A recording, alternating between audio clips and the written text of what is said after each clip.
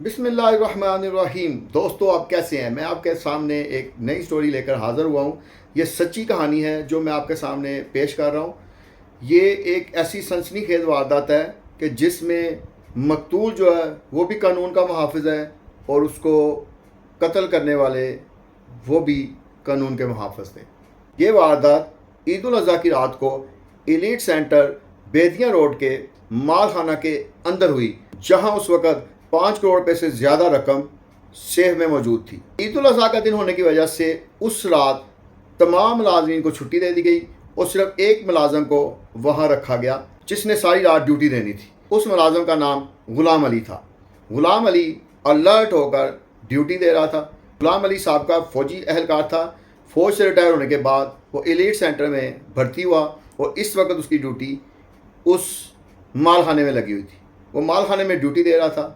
इस दौरान रात को नामालूम अफराद वहाँ आए। उन्होंने उसे कत्ल कर दिया और कत्ल करने के बाद वो उस आहनी सेफ को काटने की कोशिश करते रहे। उनने तोड़ने की भी कोशिश की लेकिन वो उसको तोड़ ना सके और वारदात में नाकाम होने की वजह से वो मकतूल की राइफ़ल, उसकी सोने की एक अंगूठी, घड़ी और चंद हज़ार रुपये जो उसके पास थे वो लेके वहाँ से फ़रार हो गए। सारी रात इस वारदात का किसी को पता न चला। सुबह हुई तो जब पहले मुलाजम आए तो उन्होंने देखा कि मकतूल ग़ुलाम अली अंदर खून में लथपथ पड़ा है और उसकी डेड बॉडी के पास उसकी राइफ़ल भी मौजूद नहीं। इस वारदात का पता चलने पर ईद के रोज़ तमाम आला अफसरान बेदिया रोड के एलीट सेंटर में पहुंच गए। तफ्तीश शुरू कर दी गई। वहाँ से शवाहद इकट्ठे किए गए। पुलिस के आला अफसरान ने अपने सबसे माहिर तफ्तीशी अफसरान को इस केस की तफ्तीश सौंपी। इस केस का मुद्दई मकतूल ग़ुलाम अली का भाई जाफ़र अली बना जो बहावलपुर में रहता था। इस केस का मुकदमा थाना बरकी में दर्ज हुआ और तफ्तीश शुरू कर दी गई। तफ्तीश कई माह तक चलती रही लेकिन मुलज़म का कुछ पता न चला। तफ्तीशी अफसरान इस बात पर हैरान थे कि मुलज़म इतनी अहम जगह में कैसे दाखिल हुए। मुलज़मों के हाथों के निशानात भी कहीं ना मिले और मुलज़मों को फरार होते हुए भी किसी ने न देखा। हैरानकुन बात यह थी कि मॉनिटरिंग के लिए लगाए गए कैमरे भी काम नहीं कर रहे थे। तफ्तीश के लिए कई टीमें बना दी गई लेकिन वो तमाम टीमें मुलज़मों को पकड़ने में नाकाम रही। इस वारदात को जब 7 माह गुजर गए और मुलज़म ना पकड़े गए तो मकतूल के अहल खाना ने आला अफसरान से इल्तिजा की कि तफ्तीश CIA को सौंप दी जाए। इस केस की तफ्तीश उस वक़्त के SP CIA जो उस वक़्त बहुत मारूफ थे SP उमर विरक को सौंप दी गई। उमर विरक ने पुलिस की साबका तफ्तीश का बगौर जायज़ा लिया। तफ्तीश के दौरान एक जगह वो आके रुक गए। तफ्तीश में एक जगह लिखा था कि एक हवालदार ने 2 पुलिस एहलकारों को जो एलीट फोर्स के मुलाजम थे उस रात मानावाला में देखा था, जबकि वो ईद की छुट्टियां लेकर एक दिन पहले ऑफिस से रवाना हो चुके थे। SP उमर विरक ने उन दोनों पुलिस एहलकारों को जो एलीट फोर्स के मुलाजम थे उनको तफ्तीश के लिए अपने पास बुलाया लेकिन वो दोनों तफ्तीश में शामिल होने की बजाय दोनों अपनी ड्यूटी से गैर हाजिर हो गए। सबसे अहम बात यह थी कि वो दोनों एलीट के जो मुलाजम थे उनमें से एक DIG एलीट का ऑपरेटर था और दूसरा DIG एलीट का स्टिक उर्दुली था। एलीट फोर्स के दोनों मुलाजम चूँकि DIG के साथ थे, पहले तो उनको तफ्तीश में शामिल करने के लिए बहुत सारी मुश्किलात का सामना करना पड़ा। ताहम जब CIA के SP उमर विरक ने दोनों का हुक्मनामा तलबी ज़ेर दफ़ा 160 हासिल कर लिया तो वो दोनों मुलज़म तफ्तीश में शामिल होने की बजाय गैर हाज़िर हो गए। जब वो गैर हाज़िर हो गए तो उनको ढूंढने के लिए 3-4 टीमें लगा दी गई लेकिन वो किसी के हाथ नहीं आ रहे थे। 2 माह की कोशिश के बाद CIA ने उन दोनों मुलाजमीन को पकड़ लिया। उनमें से एक जिसका नाम अकबर था वो DIG के साथ ऑपरेटर था और जो दूसरा था सादक महमूद जो स्टिक अर्दली था DIG के साथ, उसको भी पकड़ लिया गया। तफ्तीश के दौरान SP CIA को पता चला कि इन 2 एहलकारों में से एक एहलकार सादक महमूद मकतूल ग़ुलाम अली के साथ 5 माह तक एक ही कमरे में रूममेट रह चुका था। एलीट फोर्स के ये दोनों एहलकार ज़्यादा देर तक CIA की तफ्तीश का सामना ना कर सके और उन्होंने अपने जुर्म का इकरार कर लिया। इन दोनों एहलकारों में से एक جس کا نام اکبر تھا اور وہ DIG کا آپریٹر تھا، اس سے میں نے جب پوچھا کہ تم نے یہ واردات کیوں کی تو اس نے مجھے ایک عجیب کہانی بتائی۔ اس نے کہا ایک روز میں اور میرا ساتھی صادق محمود ایک پرانی سی پھٹ پھٹی موٹر سائیکل پر جا رہے تھے۔ اچانک ہمارے پاس سے ایک بہت ہی قیمتی گاڑی گزری۔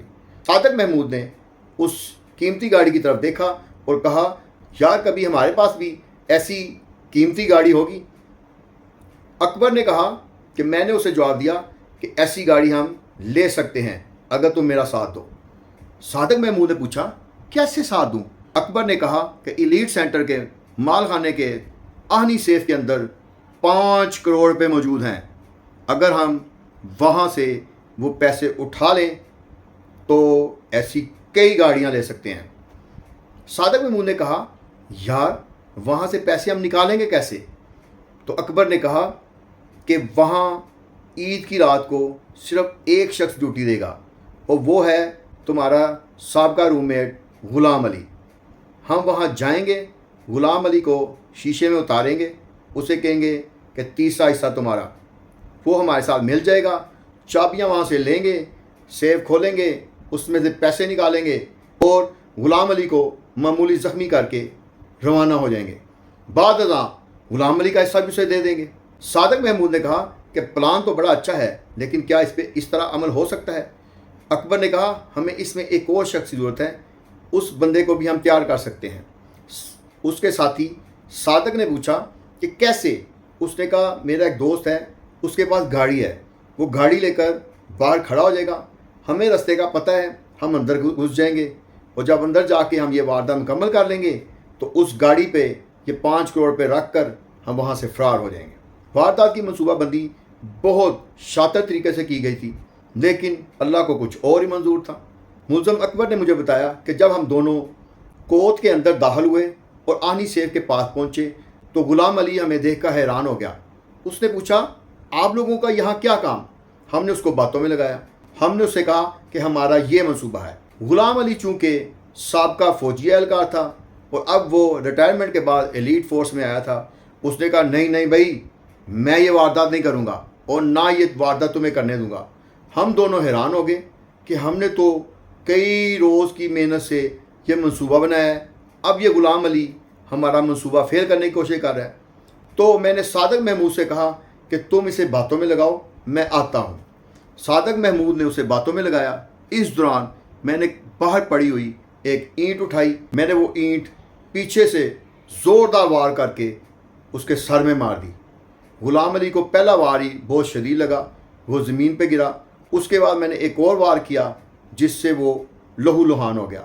تھوڑی دیر کے بعد وہ ٹھنڈا ہو گیا۔ دراصل یہ ایلیٹ سینٹر کا کوت تھا، اس کوت کے اندر ہی اس آہنی سیف کی چابیاں تھیں۔ ہم نے وہ تمام گچھے جو چابیوں کے لگے ہوئے تھے وہ اتارے اور باری باری ساری چابیوں کو چیک کیا لیکن کسی بھی چابی سے وہ سیف نہ کھلا۔ جب چابیوں سے وہ سیف نہ کھلا تو ہم نے آہنی راڈوں سے اور گاڑی میں رکھے ہوئے پانے سے بھی اس کو توڑنے کی کوشش کی۔ ہم لگاتار کوشش کرتے رہے لیکن وہ آہنی سیف اتنا مضبوط تھا کہ اسے ذرا بھی فرق نہ پڑا۔ اب ہم پریشان ہو گئے۔